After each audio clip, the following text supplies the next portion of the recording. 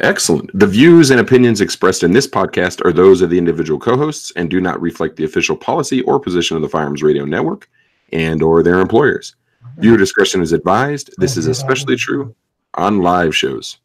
So once last week, if you guys missed last week's episode, we announced the first winner of our Southwest Gunsmith Technologies gift certificate giveaway. If you want to find out more information about that or enter to win, go to afteractionproject.com/giveaway. That's afteractionproject.com/giveaway.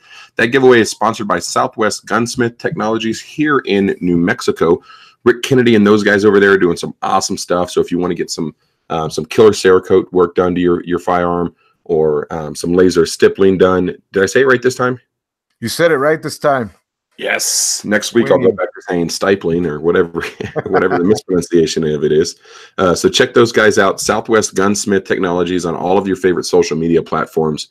Rick Kennedy, you might recognize him from Master of Arms. He was on that. He made an appearance on that series and does great work. I know he builds a bunch of competition 1911s for some folks down here in New Mexico. And those guys just put me to shame and embarrass me anytime I'm on the line with those folks. So I might need to see if he can do some of his voodoo magic to my M&Ps. Tonight, we are talking to Isaac of Kings Nutrition. He is a nutritionist and wellness coach. His student, Lisa, joins us to talk about his 13-week nutrition and wellness program. There are two options available for that. You can do, if you're local to Isaac here in Albuquerque, you can do a 13-week program with a weekly in-person check-in.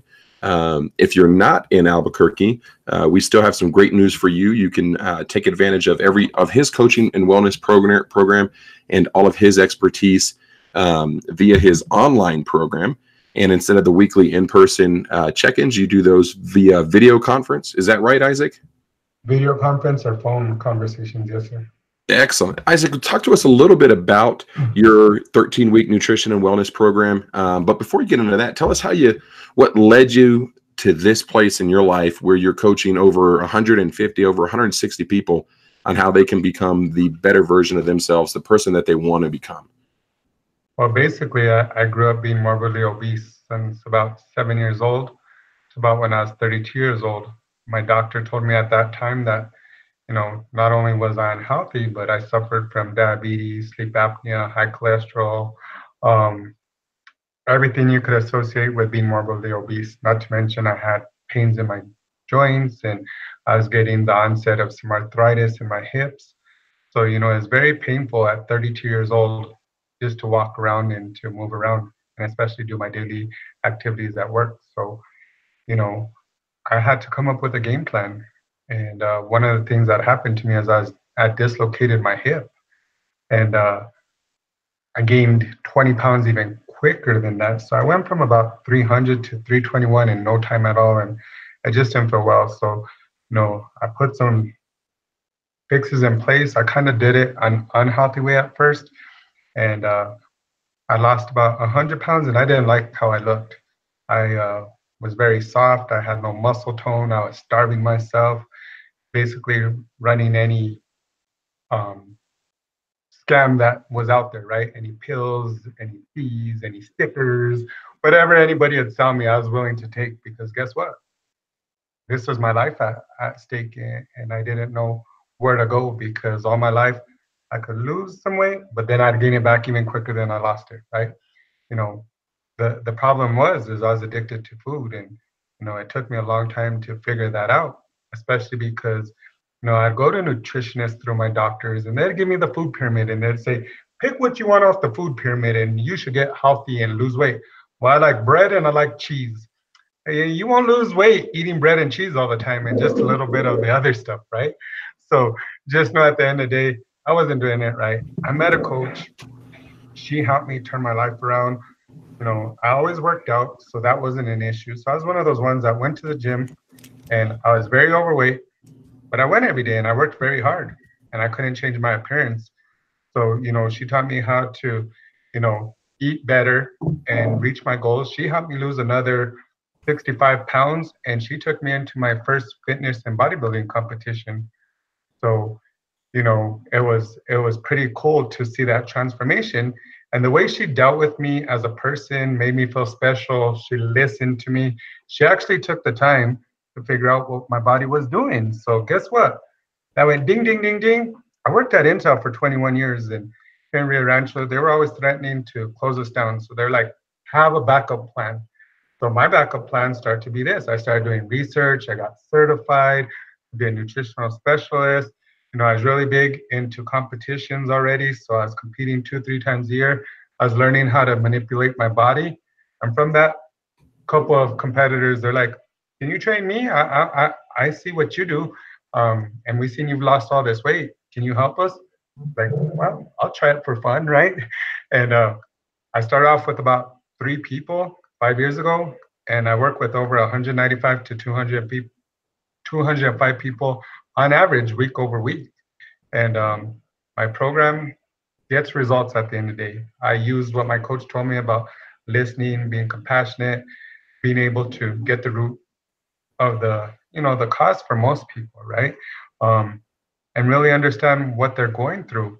The way I designed my program was with process control. So I used a lot of my engineering, analytics, statistics to my benefit when I designed my own program. So it's not one that I went and stole from somebody, or, I'm using an app online. Everything is designed by me. My food list, the way I do my calculations, the way when you come in and I check you in, it's all me, right? So at the end of the day, I use those statistics and analytics to be able to baseline a person's body. What I do is called macro dieting. So this macro dieting is based upon weights and measurements. So you're tasked to weigh and measure your food daily to ensure that you stay on task. Now, here's the thing about that. If you start to, guess and, I got this, I could eyeball it. Well, here's the thing. Undereating is the same as overeating, right? Almost the same. Undereating will have your body and your metabolism just shut down. You won't lose no weight, and you're doing all this hard work and dedication. You're like, oh, I'm playing, I'm working out. Now you're not losing weight. Why? Because you're not fueling your body with enough energy source.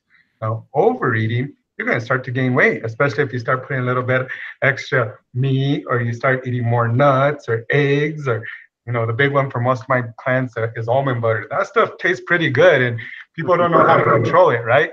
So at the end of the day, what I do is I give them accountability, I offer them support, we communicate, and we definitely get them results, and we show them how their body reacts with foods, and we give them a nice baseline so not only they can reach their goal, but now they could get longevity.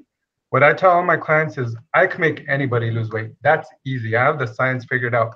But now what I got to do is make this sustainable for your lifestyle so that it doesn't impede your work, impede your lifestyle.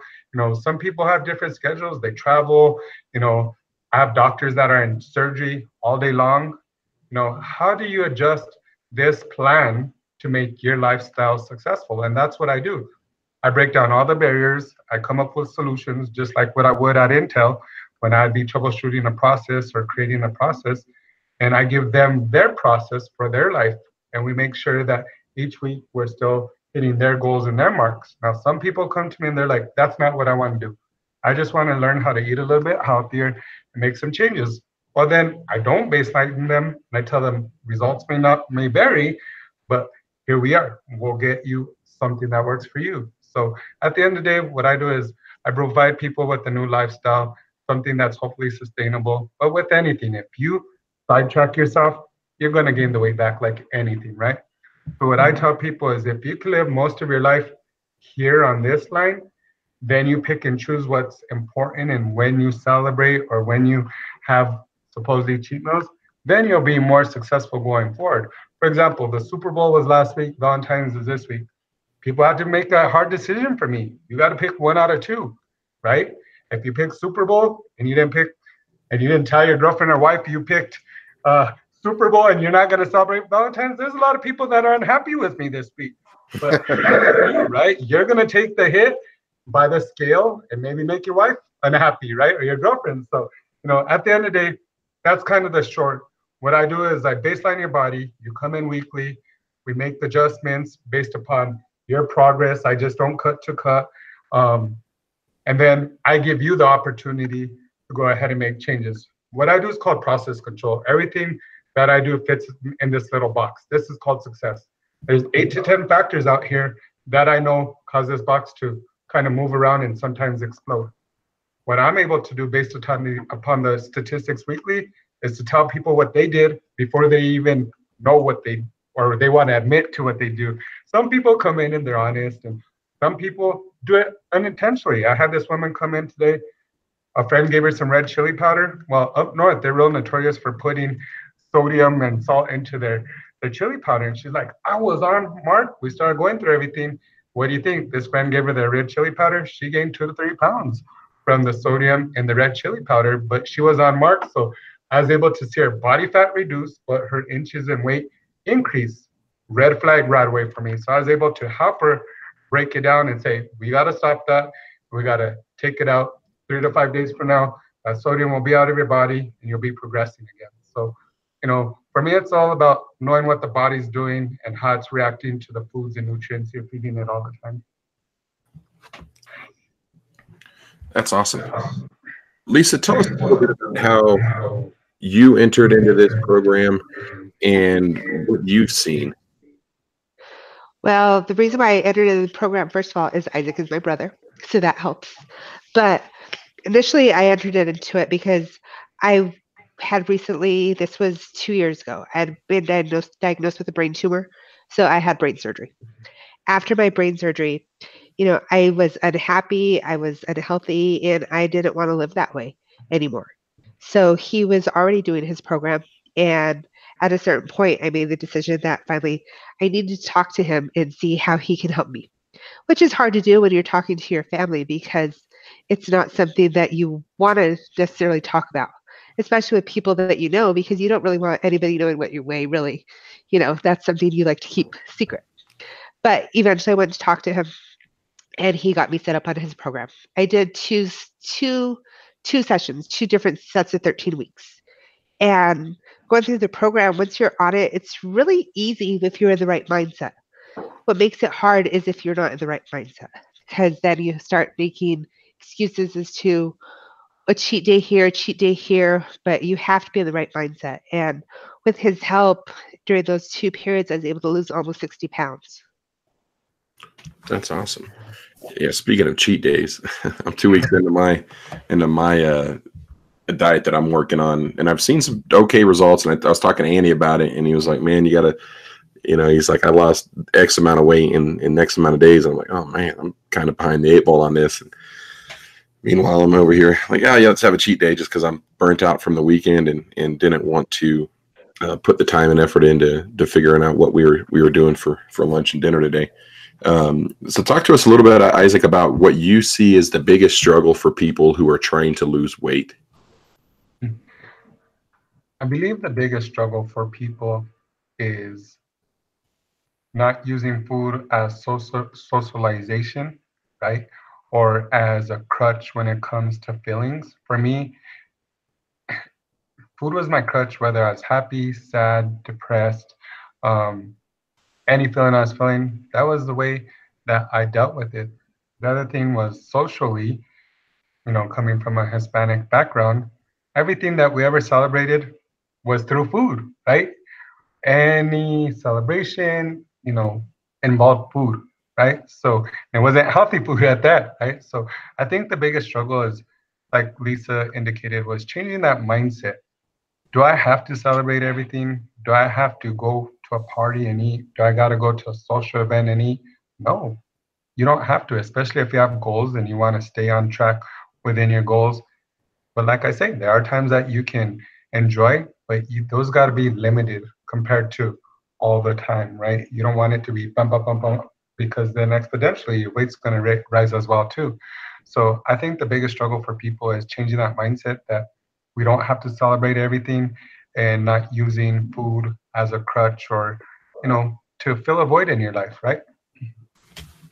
Yeah, basically the reason why we have you on, you and Lisa. First of all, thank you, Lisa, for coming on. Even though you're sick, you let us know before in the pre-show.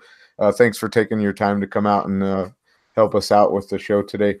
But something you keyed on, Isaac, which is really important for us, that mindset, right? And again, going back, the reason why we asked Isaac to come on is if for us self-defense guys, if you're too big to run, you're too big, you can't last more than 5 seconds in a fight, it's going to be difficult for you to even get to a gun or get to a safe place or run or whatever you're going to use your tactical tennis shoes, etc. But mindset, I always love the term mindset because that's what we have to do in self-defense. And it's the same thing that we have to do in dieting. For me, I'm a foodie. I love food. I love to eat. I love to eat good food. Here in New Mexico, I believe we have some of the best food in the United States. And it's that balance, exactly what Isaac is saying. You know, I can't eat all that stuff every single day.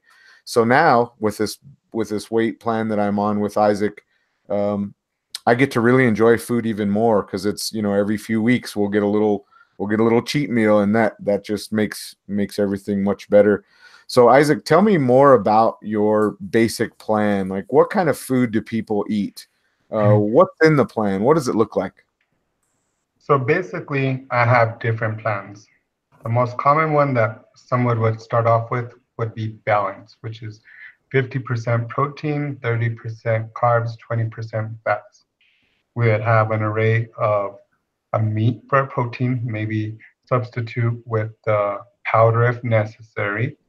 We'd have carbohydrates, but they'd be clean carbohydrates, right? Then we'd have a good source of fats. And that's how we'd kind of baseline your body the first couple of weeks. Now, as we progress through the program, what I do is I do some manipulations with the fats and the carbs and the proteins to determine how the body reacts and what's optimal for your body. Now, I know what works well for men and women, but I still take them through the same baseline so that they can have that output and decide for themselves at the end. Plus, it gives them at least 3 to 4 different meal plans within the first 13 weeks. Now, they do another 13 weeks, I have some more plans for them, and we go ahead and get into something a little bit different, something that I like to do and where I stay. And it's called intermittent fasting. And that's only because I'm so busy. I know that intermittent fasting, people are like, oh, it's the best thing ever. It's going to give me the most results. No, it's a scheduling thing. It's for those people that have hard schedules and can't eat all the time, 5 to 7 times a day, like most people think you got to do.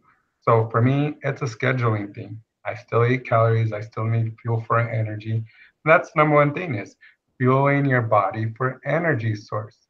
Most people, like myself, I used to have an apple a day. And then I'd go home and I'd be like, "Woo, I earned it today. I worked hard." I'd go have a burger, fries. I'd eat my food, my wife's food, and my kids' food. 4,000 calories, 5,000 calories in one sitting. Now, all week long, I'd be like, "Oh, I did good all week." Now, here comes Friday night. 10,000 calories from Friday to Sunday night. I'd feel like crap. Monday morning, I wouldn't want to go to work. And I had like a food hangover from the weekend, right? So that was a bad thing for me. And that was something that I could justify every week because I was starving myself, right? Well, that didn't work for me, and my body was shutting down and wasn't getting me the results I was looking for anyway, right? That makes sense. Lisa, what is this? Talk to us a little bit from a student's perspective. What does the program look like for you? What was that first week of meal plans and what? Yeah, let's go ahead and answer that. And then I got a couple follow-up questions for you. But yeah, what does that week look like? The first week is hard because you're coming off sodium. And sodium is a different kind of drug that you never knew was a drug. You have a big sodium hangover. Basically, you're kind of detoxing from all the sodium that you have in your body. So you do that first week have some headaches. But the food is really easy to adjust to because you go to some diet plans and they're very complicated. They want you to use lots of different seasonings and things that you've never heard of. If you ever look at a cooking meal plan, it's very complicated. And his plan is so easy. You realize how much you love waffles. They're the best things that you've ever eaten in your life. And you look forward to them every single morning. But it's just really easy. There's not a lot of there's meal prep, of course, but it's not complicated meal prep. You're eating your protein, your vegetable, and depending on what part of the week you're at, maybe a carb or then your snacks. But it's really easy to prep where honestly it's the easiest diet you could ever do and it gives you great results if you stick with it. That's awesome. So when you're talking about the sodium withdrawals and the sodium hangover, what do you equate that? So Isaac, is that something that, I've looked at different diets, and I've kind of fallen in for a couple fad diets, and I did a diet a couple years ago where I lost 25 pounds in a month, and I was like, man, this is awesome. And then I was like, oh, I earned all these other calories, and then I blew up to bigger than I've ever been. But what makes you key in on the sodium? What does that do? Sodium causes water retention. So most people that come to me are swollen in their face and in their body, right? Because most of the foods we eat, especially from restaurants, or a lot of the packaged stuff that is very easy, has thousands of milligrams of sodium. Now, recommended is about 2,000 to 2,500 milligrams a day, right? And one sitting at, say, McDonald's or Carl's Jr., you could probably consume that in one meal, right? So now you start consuming excess amount of water retention. Not only, I don't know if you guys ever notice your wedding ring, or your shoes ever feel a little bit tighter. Equate that to what you ate the day before or that day. And it might have been something high in sodium. So sodium is going to make you swell up. And I see it statistically every week, especially in the people that cheat when they're already on my program, right? So I'll detox you over the first 2 to 3 weeks. We'll reduce your sodium, and I control it. I don't take it all the way out, but I make sure I control it so that I can see the sensitivity. Plus, it changes your palate. If you have that palate that changes where you don't feel like you got to salt and have everything salty. Now, here's the thing. I went to Hooters probably after the first 6 months of doing this, and I used to love the 3 Mile Island drumsticks, right? And guess what? I couldn't even eat one of them. My tongue felt like it swelled up. My feet instantly at the booth felt like they didn't, like Mr. Clump, like my feet were busting out of my shoes, right? And that was a big eye-awakening for myself, right? But everybody that's in my program sees the same thing, and their palate changes, and they're now sensitive to sodium, right? And they don't need all that season, or the stuff that's packaged, or the fast food, or even the sit-down restaurant food doesn't taste the same anymore because we're so clean, right? Yeah, with that, I noticed that's one thing that I did notice as I went through and I cut out all added sugars, and I noticed that palate change specifically for sweet food, and that's so I can imagine what it would do for sodium, and for sodium intake. Lisa, talk to us a little bit about what you're eating nowadays, and what does that look like for folks that have gone through the program, and what are you doing to sustain it past the 13-week mark? Well, I actually rejoined his program again this year. I kind of had a tough year. I had to go through radiation last year, so my life somewhat fell apart. So I rejoined his program again just a few weeks ago. So I'm kind of back on the wagon. So. What is that? So I guess Andy, let me kick that question over to you, man, because you're going through the program. I know you're the host, the co-host here. But what do your meals look like? I want to start really quick with the beginning of the meals, because many people hear the word diet, right? And you kind of freak out like, oh crap, I can't eat. I'm not going to have enough food. I'm going to be starving all the time. Let me tell you, like the first 2 weeks were probably the hardest for me. Number one, because I love salt. Garlic salt is my best friend. The second thing is when Isaac gave me my first meal plan, I was like, hey, this seems kind of like a lot of food. And it was getting to a point to where I had to force myself to eat everything because I was so full. I even texted most of my family is with Isaac as well. I even had to text my brother-in-law. I'm, hey, dude, do I have to eat all this food? And he's like, yes, do it. Suck it up and eat the food. And, you think diet and you think right away that you're going to be starving. Man, I had to force myself to eat everything. But the key is the right food. So now, as it progresses, I'm in my second 13 weeks now. Even still, I have kind of a lot of food. If you think of 5 ounces of chicken, it's about the palm of your hand-ish. And for dinner, I get 6 ounces of 99% fat-free turkey. It's a lot of food. I still have to force it down. So if a plan like Isaac's, or or Isaac's plan specifically, don't think that you're going to starve, because usually you get more than enough food. So for me, breakfast is 2 eggs, some chicken, half a cup of vegetables. Lunch, some chicken breast, half a cup of vegetables, and an ounce of cashews. For dinner, 6 ounces of turkey, a cup of vegetables, and what's the other thing? Oh, I get 2 eggs again. So believe it or not, it's a lot of food. Thanks to Isaac, he's changed our lives. I'm down roughly 45 pounds in a matter of a few months. So, man, I mean, I could go on, but he's changed our whole family's life. And Isaac, thank you so much for everything you do for us. I really, truly appreciate it. My goal in the beginning was just to support my wife, because she started it first. And I'll tell you a story really quick. I'll tell you how much of a jerk I am. So my wife is going to Isaac. She's coming home on a Thursday evening. She's food prepping all of her food for the week. As she's cooking, I'm sitting there eating a handful of Oreo cookies and a big old glass of milk. And I just sat there, right? What a jerk, So I'm sitting there watching her bust her butt, trying to lose weight and do this thing 100%. And here's Fat Andy over here eating cookies.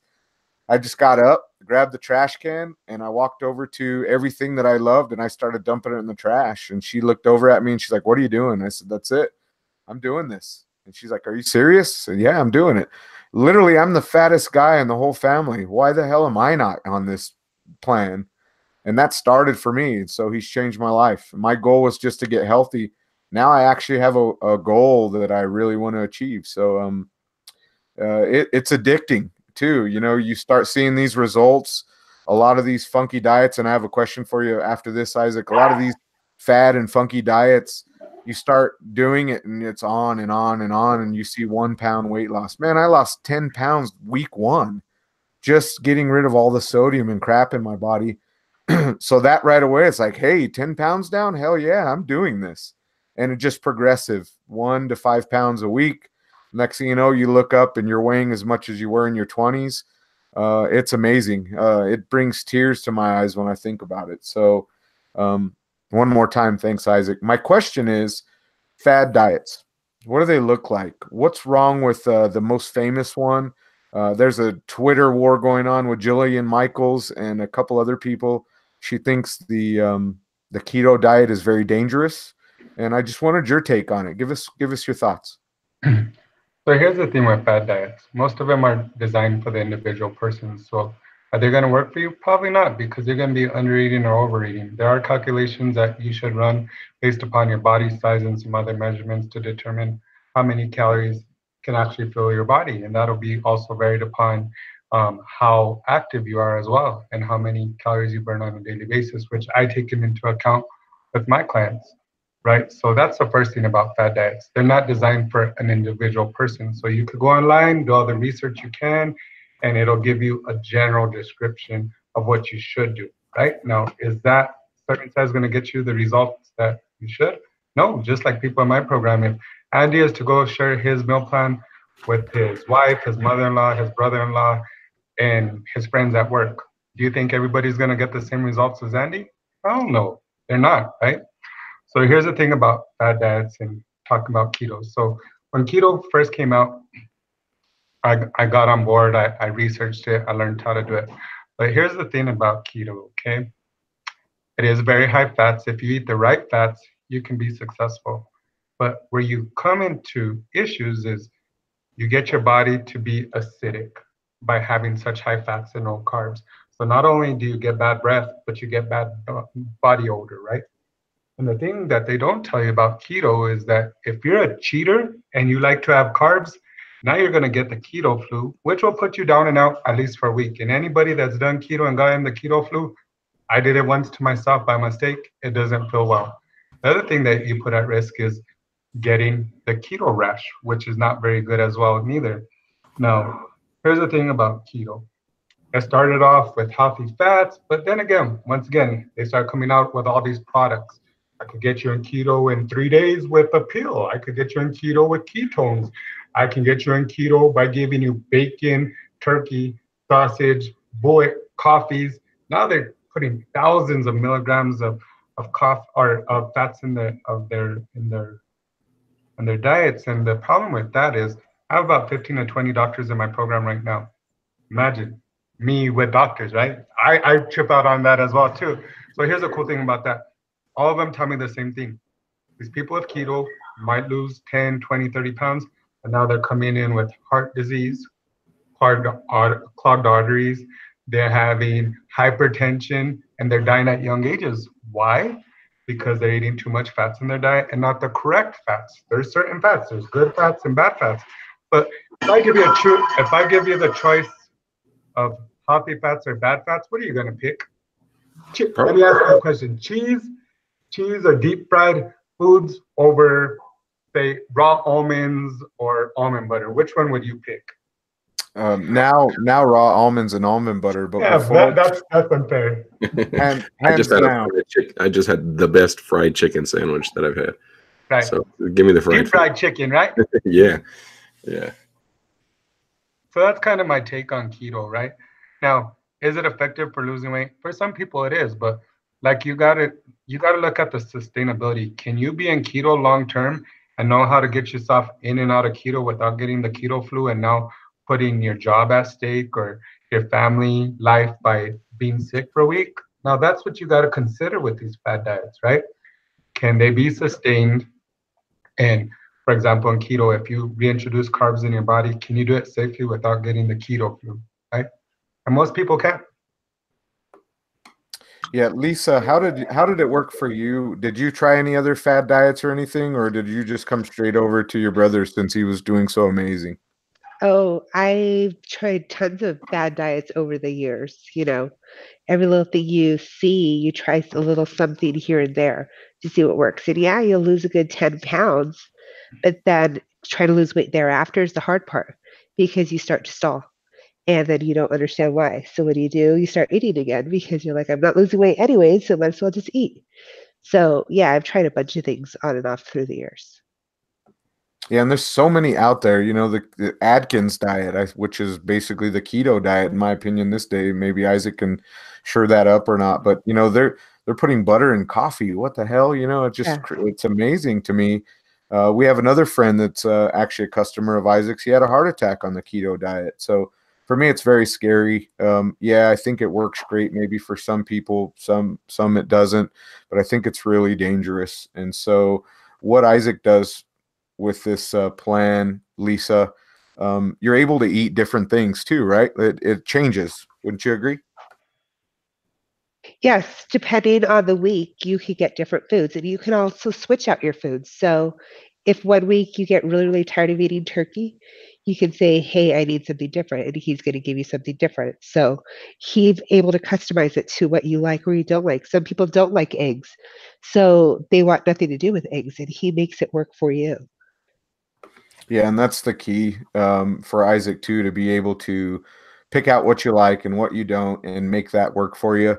Another story, when my wife started, we watched this show because of my doctor on Netflix, and it was about eating meat. And my doctor was like, Andy, you just need to start eating more legumes and more vegetables, and you can eat all the vegetables you want. You're going to lose all this weight. And he said, go watch this video. And I can't remember what it was called. And he said, ignore all the stuff about PETA and killing animals and all the gross, nasty stuff at the end. But I want you to watch the details in there. So I said, okay. Came home. I was all pumped. And I told her, I said, let's watch this show. We watched it. And what did she focus on? All the gross, nasty stuff at the end where they were just showing horrible, disgusting things that the worst of the worst animals do. So when she came to Isaac, she said, hey, Isaac, I'm ready to do this plan. I'm pumped about it, but one thing, I don't eat meat. What can you do for me? And Isaac looks at her and says, and how's that working out for you? And she just kind of like dumbfounded, and she's like, uh-oh. So he talked her into start eating lean chicken, turkey, some fish, and now today she eats meat. And I've got to brag for her. She's down over 65 pounds, all in thanks to what Isaac does. So man, dude, I could just keep on just making your head get bigger here because you've changed our lives. So, Jeremy, you have any other questions? Yeah, there's a listener question that I want to get to, but I wanted to comment that I've heard that documentary has made more people vegetarians than anything else. And what is it, Forks Over Knives or something like that? Is that the name of it? That's it. What's the deal with legumes? Because the fad diet, I don't want to call it a fad diet because it's more of a food detox system. But legumes, what's the deal with legumes? Because that's on the one that I'm currently on. I can't eat legumes. I also can't have dairy. A couple other things. But is there something that specific about that, or is that just probably a thing of this diet? It's probably just a thing with that diet. And just remember, you said detox, right? There's no such thing as tea. There's no such thing as apple cider vinegar. Because if you're doing all that stuff and you're eating bad, you're reintroducing toxins back into your body. Now, I could naturally detoxify your body just by feeding you healthy food and drinking water. There's no fads. It's not going to speed up the process, right? Yeah. At the end of the day, that's not what's going to happen. But as far as legumes, what you're asking is, for me, they're approved, right? And why? Because they're a healthy source of energy source, you know. Now, if you're putting them in butter and oil and, you're putting chicharrones or bacon in there, well, it's probably not going to be as healthy anymore, right? Now you're changing what they're intended for, right?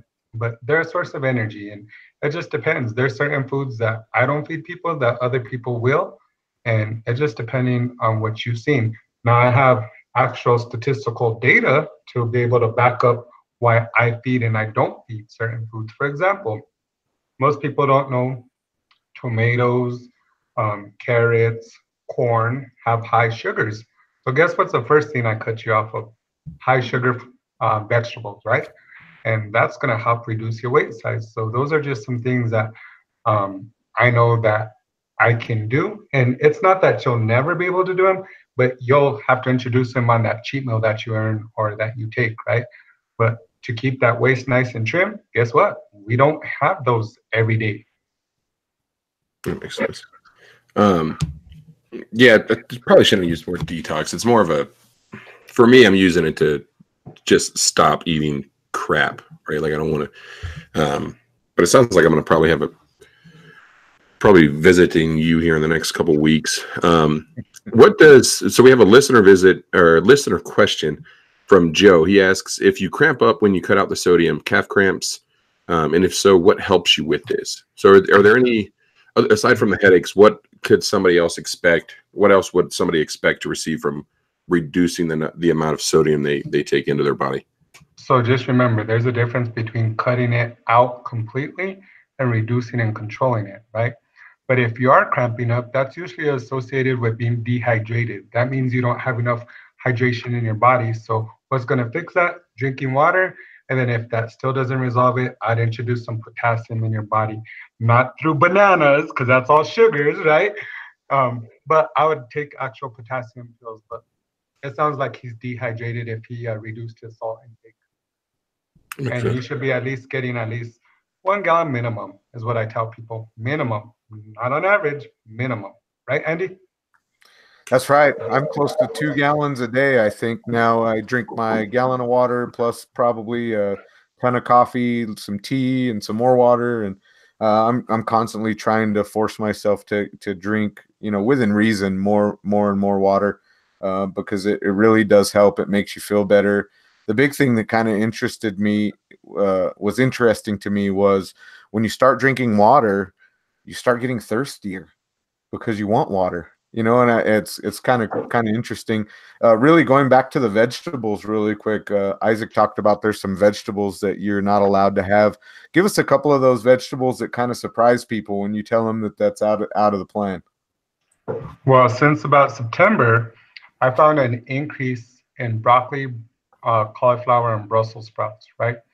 So they come from the cabbage family. Those are high water retention vegetables. Generally, summer and spring, I don't see no weight gain, but this was the first year in 5 years I maybe even paid attention to it. But in September, I had about 72 of my clients gain weight. And I was like, you're eating cabbage.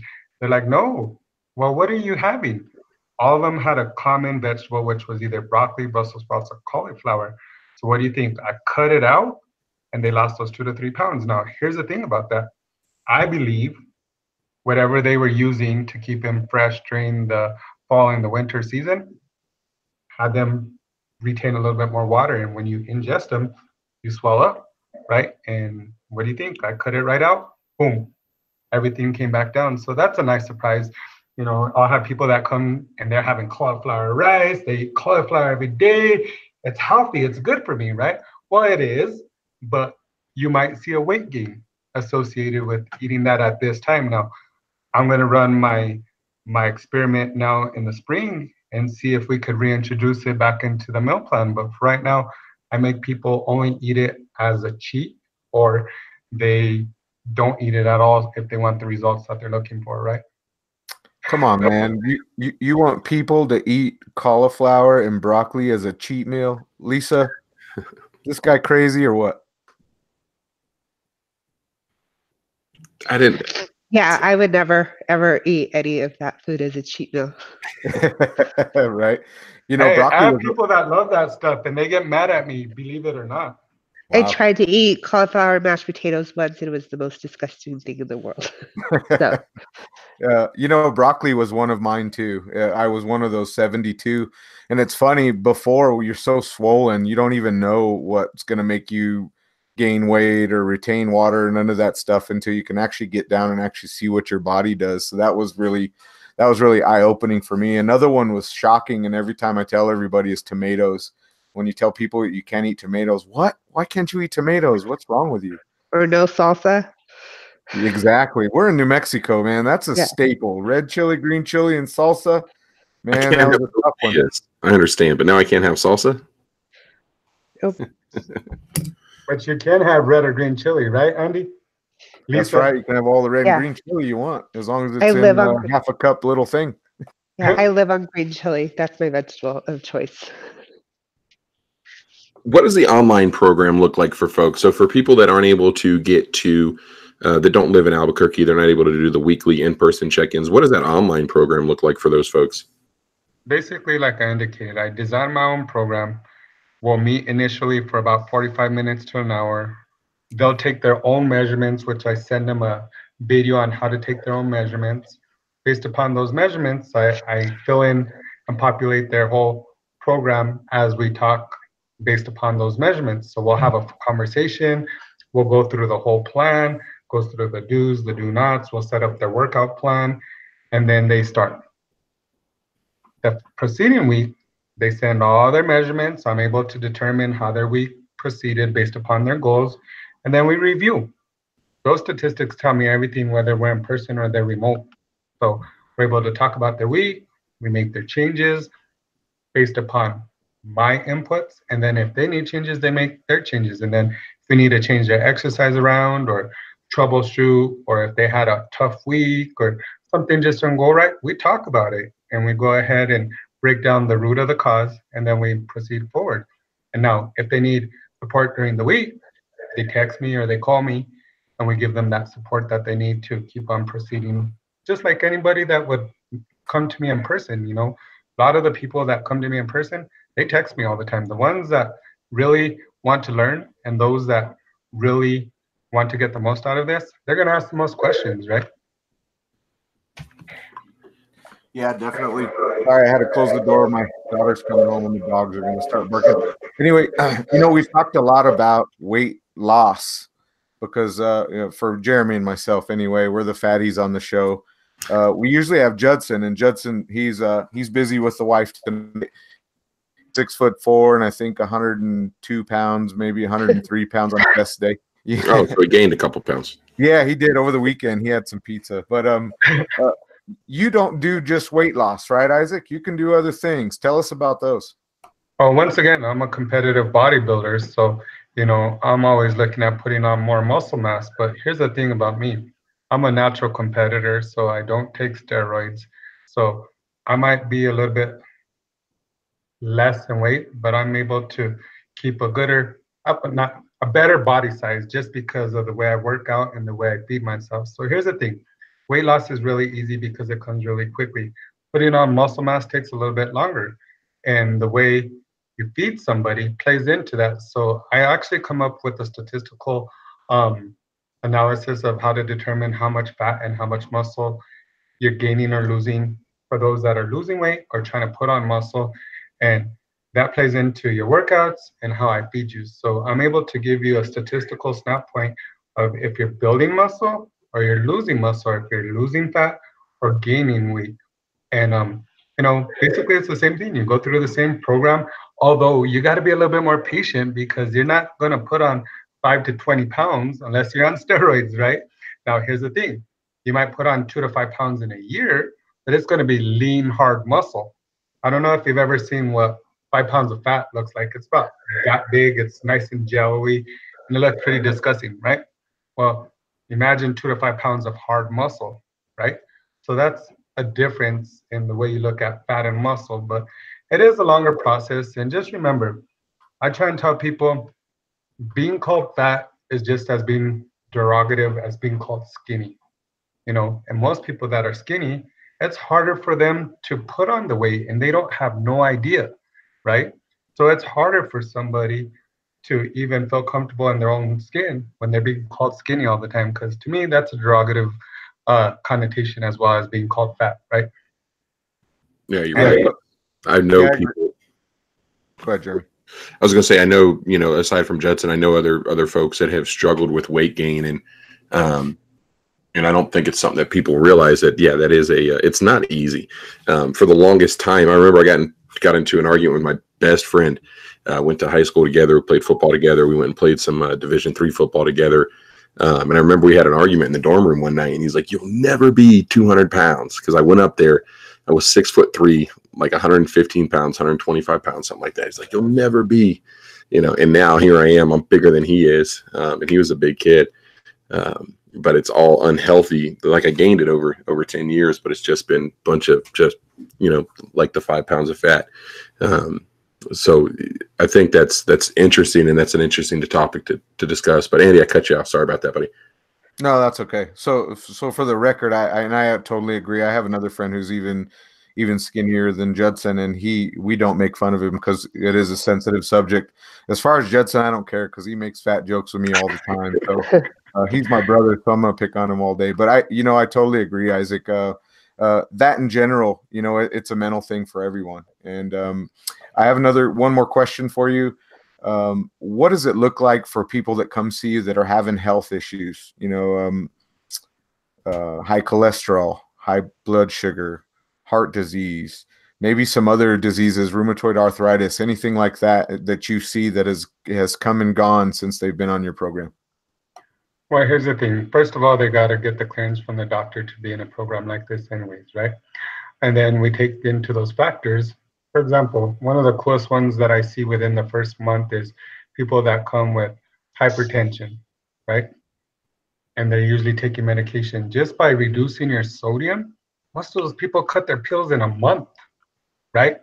And when it comes to diabetes, high cholesterol, you have to have at least a starting point in your starting numbers so that when we progress and you go retest, you'll be able to see that. But I had this one woman, she was type 1 diabetic. She had insulins of 13 or A1Cs of about 13.1.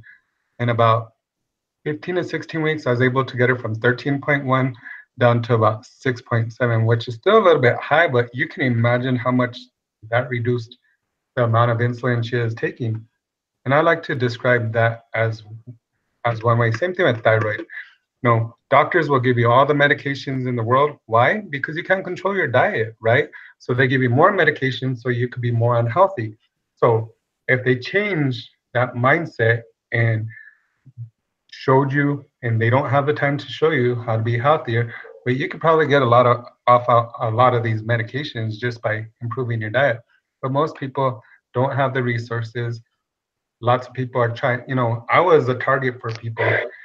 I wanted to lose weight. So, skinny people take this, fit people take this, but they've never been through the struggles. So I was willing to take it all because I didn't know what to do at the time. I just wanted to try and lose weight. So here's the thing about diseases. They can be controlled, some of them through diet, and some of them can't. But at the end of the day, what you want to do is give yourself longevity.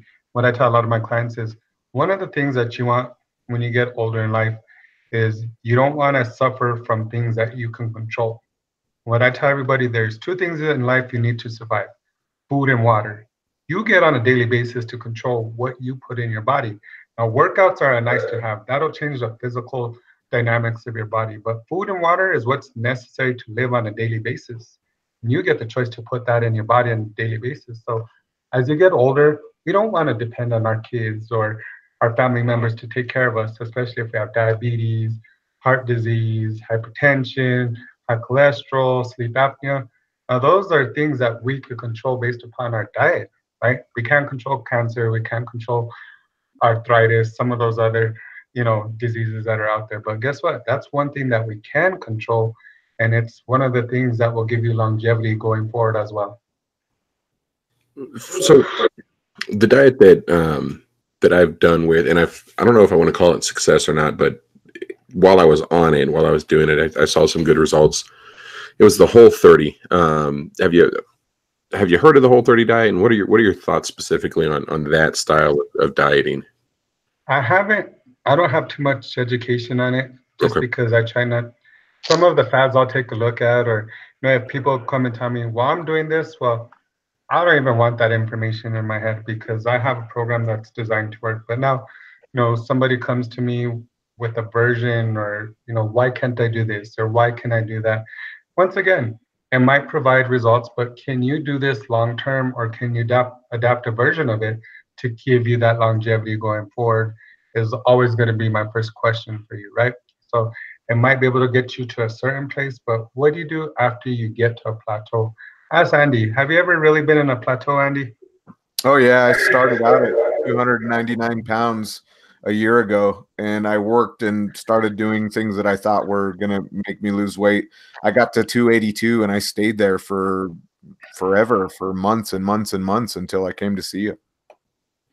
But have you ever been on a plateau since you've been with me for longer than maybe a week, maybe?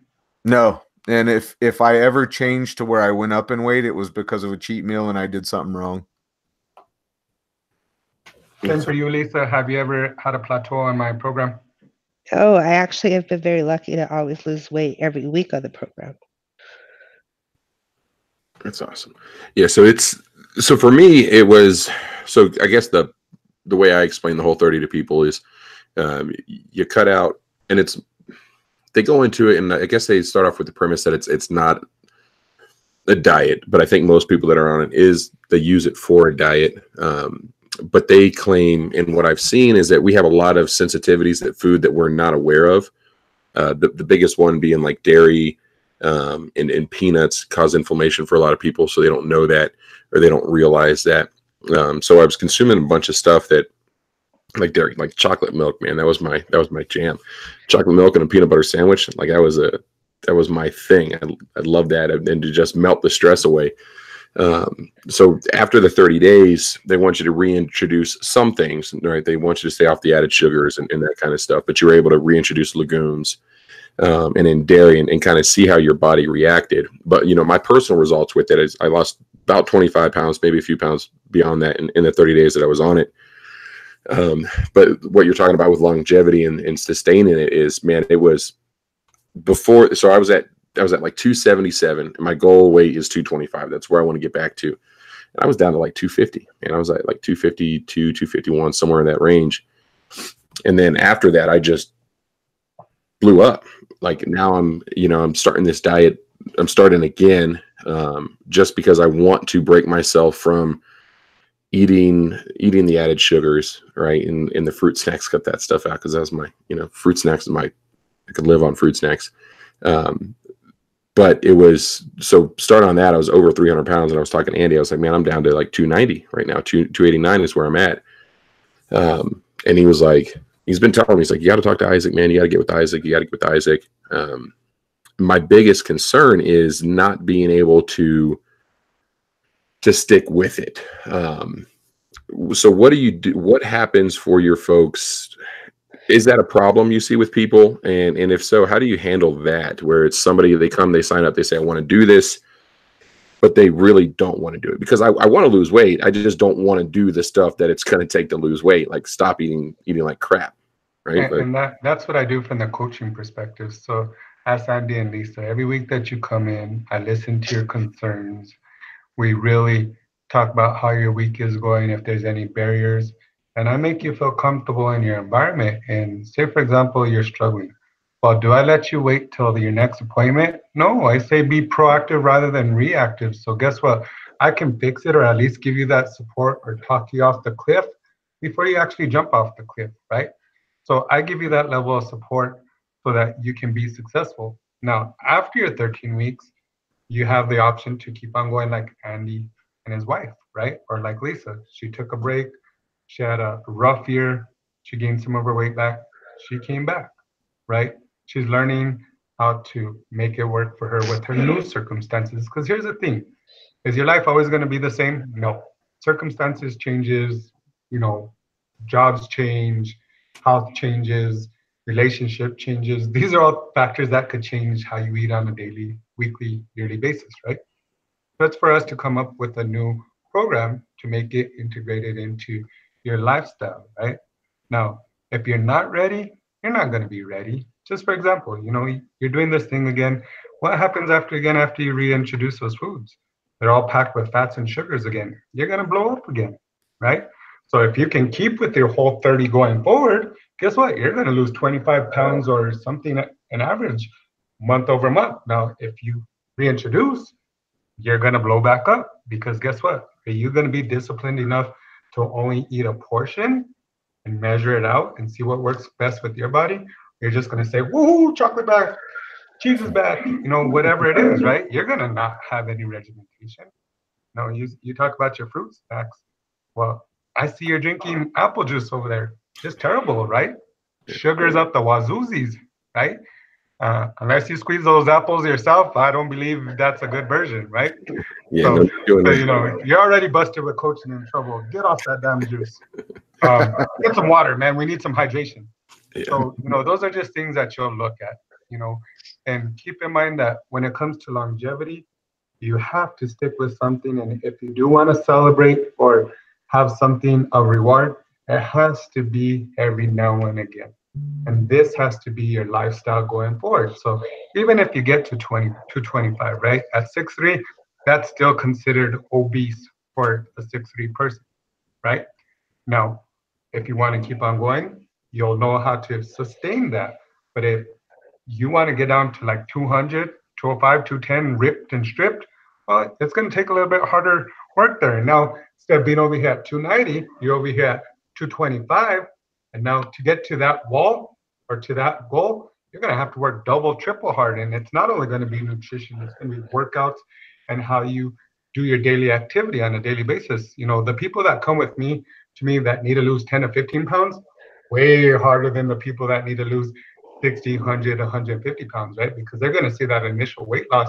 Now, you come here, you might get those first 10 to 12 pretty easy. Now, to get the last 10 to 12, you're going to have to work your butt off, just like anything in life, right? You want a promotion, you want a brand new car, you got to put in those hours to make the money to be able to make that work, right? Just like anything in life, nothing comes easy. Being healthy is a function of discipline. And, you know, discipline is hard for a lot of people because food is so easily available, even more than drugs, right? I can go get a donut for 25, 30 cents, right? That donut's going to kill me every day if I have one. Yeah. That's my problem. Is I turn to food, and it's not just food in general, but there are things that you know, like fruit snacks and some sweets and stuff. So essentially, so 225 is still considered overweight and obese. What 6'3"? What's a good healthy weight for somebody for a guy that's 6'3"? Where should my goal be? I'd say about 200 to 210, depending on your body fat percentage, right? So if you're a flabby 200 to 210, you probably want to go lower than that. But if you have that good muscle memory, you can get away with being 210 at, you know, less than 25% body fat. So here's the thing. For women, normal body fat's between 25 and 29%. For men, it's between 20 and 25%. Okay, and that's just normal. Fit and athletic are other categories for both men or women that you can get into. I live in essential fat, which is less than 8% body fat, but I know how to do that, and I don't have to be doing thousands of hours of cardio. I know how to make my body stay there and stay with abs year round because I'm more disciplined on my meal plan. I barely learned that as of last year. Okay, and that's what after doing it after 10 years. I used to treat myself a lot and I would go up to like 190, 195 in my off season when I wasn't competing. Now I'm able to stay between 165 and 170 and I'm 5'9". My optimal weight is 169, right? So I'm able to stay within those ranges. And if I go over 169, I know that my limit's 175. So I'm able to bring myself back within a week, generally. Especially like, for example, my birthday is last week and we went to Vegas. Sodium, I gained 13 pounds in 5 days, right? I came back, I've lost 8 pounds in 4 days. That's just by drinking a lot of water and getting back to business. And that's how it works, right? That's awesome. Andy, I think you had something. Yeah, I wanted to touch on something really briefly, and I can ask Lisa about this. But for me, really quick, so Isaac's more of just a weight loss guy. You know, you don't just walk in there. He measures all your stuff, puts you on the scale, and says, "Okay, here's what you eat. Have a nice day. Go home." Isaac's a counselor too. And, you know, he's not a licensed counselor, but as he said, he asks you, "How was your day? What'd you do? What was your struggles?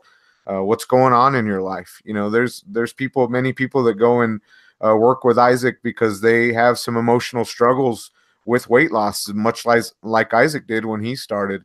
And to just be able to sit and talk to Isaac and just explain to him and talk to him just like another human being, you know, hey, this week was rough. Something happened in my life. I'm struggling, yada, yada.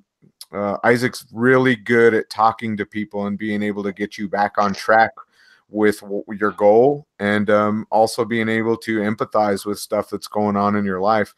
Lisa, you mentioned you had some issues, and I'm so glad that you're working through your stuff and you're getting better. But did you have that same experience with Isaac?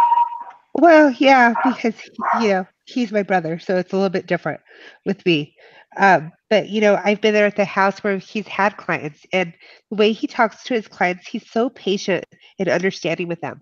He tries to do everything so gentle with his clients and just be really respectful to them. And I think he makes everybody feel at ease. So I have a couple goals, right? So this year, we typically have some firearms related courses, and I think fitness and wellness and nutrition is a key component of that.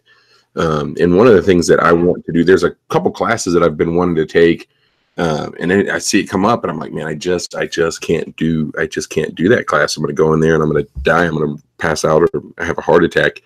So looking at taking somebody who wants to come in for the weight loss, at what point what point do you consider introducing, I guess, a moderate level of workout into that? If you take somebody 6'3", 290 pounds, right, for example, just hypothetically speaking, at what point would you look at introducing a workout regimen with that? So what we want to do is first get your nutrition on board, right? Once you can show proficiency on that, or you tell me, guess what, I'm ready for more, coach, we'll introduce it. But guess what? We start off slowly. And it goes in conjunction with your progress week over week. So it's kind of, we bring this progress together till we get to a nice balance of life for you. Because not everybody can commit to certain or X amount of exercise per week. So we got to make sure that it works for your schedule and that I'm not trying to kill you, right? Because, I'll have people come to me 300, 350. Coach, I joined a boot camp, military style. We're going to be killing it. Dude, you're going to die. We don't want that, right? We want to give you a little bit at a time. What I always recommend for everybody is walking on an uphill walk on a treadmill. Best cardio you ever do in your life. You try it for 15 minutes, level 15, 3.5 miles per hour. Tell me how you feel the next week, okay? It's really hard, but it also gets you very conditioned. And, that's just an example. But there's so many things that we can do within home workouts. If you go to a gym, if you do races, if you're at the fire range, Andy, tell him what you do for your cardio. I think he came up with a solution for him that works for him. And I think it's so amazing. It's so cool to hear him go from nothing to doing what he does now. Yeah, so a lot of times, being firearms instructors, we're on the range a lot. This weekend, I was on the range all day Sunday, and Isaac, you'd be proud. I walked probably, I think, 4.6 miles total, being out there, just being on the range all day. That now, and that's important to talk about too. So in the beginning, Isaac didn't even have me work out anything. He's like, "Look, Andy, I just want you to learn how to eat right," and all that weight loss came from just learning how to eat right and drinking plenty of water. And then every week he starts, "Hey, I need you to start walking 30 minutes a day." And so I started doing that. Then it went to do some kettlebell training at home. And then now at work, anytime I go to the mailbox to check our mail for work, I sprint to the mailbox and I sprint back. Anytime we're on the range and I have to go to the bathroom, I run to the bathroom and run back. So that's what I kind of do now. And in addition to that, I spend some time doing kettlebells. I almost ruined that, right? I do kettlebells at home too now in the evenings. So it's moderate stuff. I'm not killing myself, like he said. And Isaac doesn't push you to do that when you're ready. He pushes you, but at least get something done. And he kind of slowly adds that into your program. And that's what I really like about it as well. That's huge.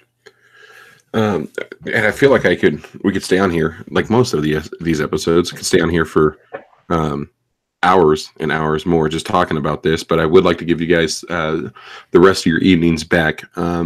So, Isaac, tell us where people can find out more about you. Are you doing? I know you have a website. If you want to give them the link to your website, it is down below in the description, and it will be in the show notes as well. But what's the best way to get a hold of you or to find out more about you, Isaac? So all my information is on my website, but if people want to contact me, the best way is to text me, which is my phone number is 505-659-7224.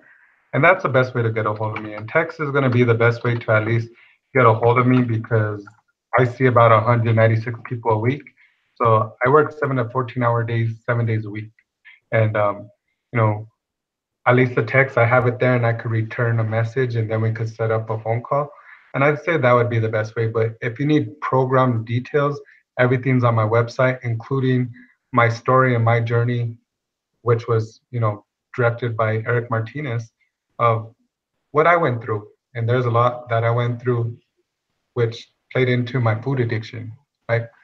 So you'll be able to learn a little bit about me and what I do and why I do and how I become the person I am today. That's awesome. And if you guys want to, the proof is in the pudding. If you go back to, some of our earlier episodes, I'm sure you can see it in Andy's face. If you've been watching us week over week, you might not notice the change, but go back in and look at Andy's face. And I know when I look back at, there's a couple episodes where I was feeling good after I lost some weight and I looked really skinny in the face. And then I go back and watch some of these recent episodes and I'm like, oh man. So you can see me go from, oh man, you got a nice skinny face to holy cow, dude, you got a balloon face. You can kind of see the opposite with Andy. And being able to fight and defend yourself starts with nutrition. It's not always going to be about getting the firearm into the fight as quickly as possible. And a lot of altercations will start out with before the gun is introduced. So you need to be able to defend yourself and stay in that fight. So your nutrition and your wellness is critically important to your personal protection. So definitely go over to the website. It is, let me pull up that. It is, here we go. I thought, it's in the show notes, but I can't seem to. It's kingofkings-sn.com. Yeah, I wanted to say King of Kings, but I knew that there was a -SN in there. kingofkings-sn.com to find out more about Isaac.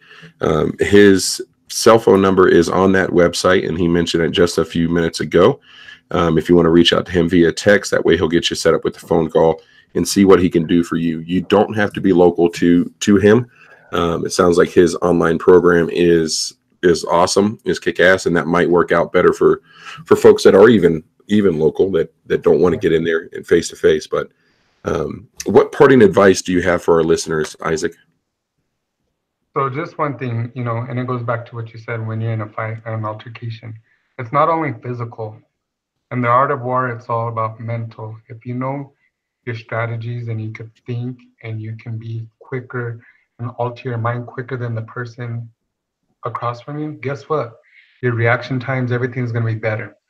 So some last parting words I have for you is, if this is something that you've been looking to do for a long time and you don't want bad diets, you want to learn about your body, you want to improve not only yourself physically, mentally, and emotionally, well, this is something that you might want to try, right? Is it for everybody? I can't say it is. But if you're truly ready to make the change in your life, I could help you with that change. And not only will you learn the education portion of it, but you get support. And I think Andy hit it right on the dot. For him and his wife, he needs a little different level of support than what she does. And most women do, right? They need that justification saying, yes, you're doing well. Or, if they're doing bad, you just don't get on their asses like maybe I'd get on Andy's, right?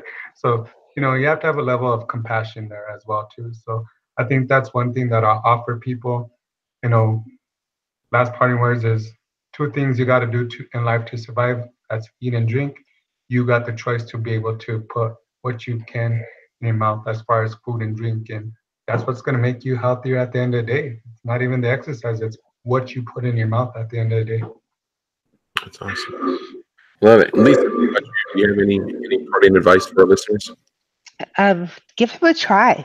Like I say, it's so much easier than you think it's going to be. And I was a prime example of someone who could always lose 10 pounds and then get stuck, get frustrated, and sabotage yourself and start over. If you're in the right mindset to want to change, give him a try, and I guarantee he'll make you successful, including you. That's all. Yeah, Andy's been pushing me, and that's probably going to happen sooner than later. Andy, what about you, man? You have any last thoughts? Just to round it all up, Isaac's brought a lot of great points, even for self-defense. As he said, it's not just physical, it's mental. The mind clarity, being able to think faster, you're clearer at work. For me, I used to have a bad temper. That's gotten better as well, just because I'm not so hangry and sick, physically sick, just eating the crap that we eat all the time.